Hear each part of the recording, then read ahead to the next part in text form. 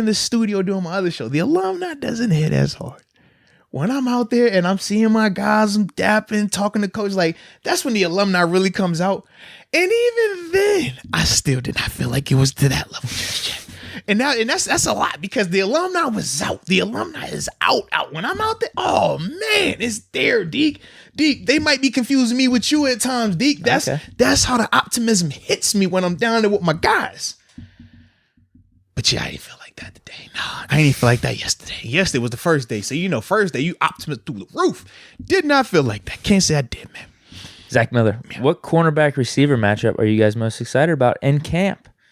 Oh, man. I'll tell you right now. Witherspoon, no, it's Akello and Pickens. It's Wallace and Claypool. I like, oh my goodness, who's the other one? Sutton and Freiermuth. That's the other one, low key. Those are my three right there.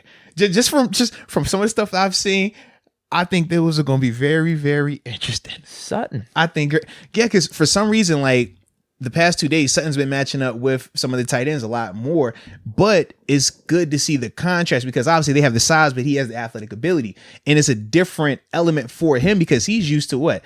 Having, the technique and stuff, but worrying about the speed element. Whereas in those matchups, he really doesn't have to worry about him, but you see his ball skills highly on display. And that's the part that I really love that I think stands out about Cam Sutton then in that avenue. But in the same breath, dude, my man Pat ready. Oh, yeah. Pat's ready, bro. I'm seeing him do something like, yo. It's getting me going, bro. Just make me feel even better, man. So we ain't far off of our potential Kelsey projections here. See, here you go now. Hey, Better than he. Here you go. Better than he. Here you go, man. Come on, that's not a far stretch. For year two, yes, that is a far stretch for year two. I'm ready for him to ball out, but to say he's better than Heath in year two, I can't say that just yet. I can't. But I'm excited about him, though. And I can assure you, you're going to love what you see this year, man. You're going to love him. I'm excited. Yeah. Hey, Seuss. Bro, Pat looking like Pat, bro. Yeah. Project Pat. Capital P. Yeah. Moats, if in training camp our offensive line does good against our defensive line, is our O-line actually good? Or is our defensive line still being dookie? Put it like this. I don't think that this O-line is going to be bad. Obviously, we got to wait till we get the pads on and stuff like that, but having a chance to see the new group and the configuration of the group thus far, it definitely has me feeling a lot better seeing some of those guys move. Now, to give you full context, man, during this time frame, I mean, it's a lot of them doing drill work because they can't put pads on and actually be physical. But just based on how they're moving, seeing the fundamentals, the footwork, the hand placement and stuff like that, I do think that the group is going to be a lot better. Like physically, they look way better as well, man. Your boy Dotson. All right, I don't know if anyone said it. I ain't go there. But I want to go on the record and say this. You remember how last year they were talking about he could have been in the doghouse and all this other stuff? I don't know how factual it was, but what I can attest to is looking at him physically, he looks night and day. Like way better this year, way leaner, way meaner. Just he looks like a totally different person this go around than last year.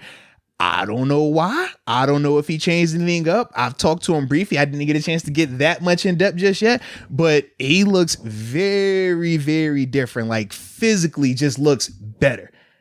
And to me, I'm like, man, if that was the reason why last year, he was quote unquote in the doghouse and it was all the up and down early on, it would make sense because you watch him now, he looks like a killer. He looks like he's ready to do something like nice this year. And that's the guy I want to see in pads now with this newer physique. But yeah, I've wrote him down on my notes. I'm like, bruh, yeah, Dotson's body looks way different now. What's interesting too is you thought Dotson was still fine. Last year, but the weight. It looks now. Like he looked like. It's one of them things, man. And it was a couple of guys I wrote down that I thought jumped off the screen to me in terms of just their body changing like that. Dotson being one of the main ones, just seeing, because he still has the girth and the muscle on him, but his waist is smaller. He almost like a Pouncey. Yeah, it's like it leaned out a little bit more. And that's the thing that it really jumped off the screen to me. Like when I'm watching, I'm like, okay, you can see how he's changed this up. Gentry is another guy, man. Gentry, bro, like talking to him, I know he said he switched up his training. He wants to drop some weight, probably like 5 pounds. But even seeing him, he physically just looks like he has more muscle, looks more defined. Loudermilk is another guy. Uh-oh. Yes, Isaiah Loudermilk is another one. Talking to him, he said he spent his offseason, he was out in LA training, and watching that, man, he like, it's certain guys, when you talk about that second year transition or a guy just taking that next step from a physical perspective, to me, I think that Loudermilk is another one of those dudes that's definitely done some stuff to change his body in a good way, a positive way. And then the last guy, I said it earlier on the radio today. He looks like an action figure. Just think of the most jacked G.I. Joe. Just think of the most jacked G.I. Joe. That's why I said the most jacked G.I. Joe action figure. With the 12-pack abs, the muscular legs, all that stuff. That's Najee Harris, bro.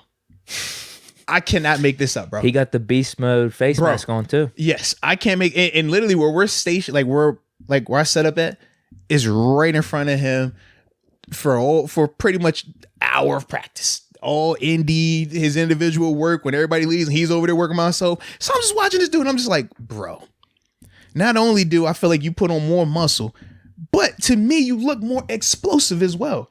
I'm watching him getting in and out of his cuts, because most of the time that's the concern, right? If a guy gets thicker, it's like, yo, are you going to lose some of that athletic ability? Are you going to lose some of that quickness in and out of your breaks and cuts and stuff?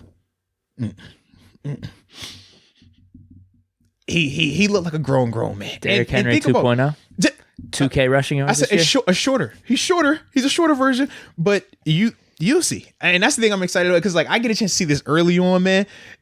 I'm watching this dude. Yo, my man legs is nuts. I'm like, yo, how? And we thought last year his body looked, pro ready. We thought last year he looked the part, but it shows that offseason for him, that first go around, and Loudermilk talked about it as well. It was like, yo, man, not having to worry about school, not having to worry about exams, not having to worry about being, he was like, yo, in the snow. I was like, I can understand that, man. You don't have to worry about those, and you can just solely focus on your training, train wherever you want. It showed. And I think with Najee, it definitely showed as well, man, because he physically just looks better. And I thought, like I said, last year he looked amazing. But this year, it's like, man, he got his body even more prepared, man, for the long haul. So I'm definitely excited about him too, man.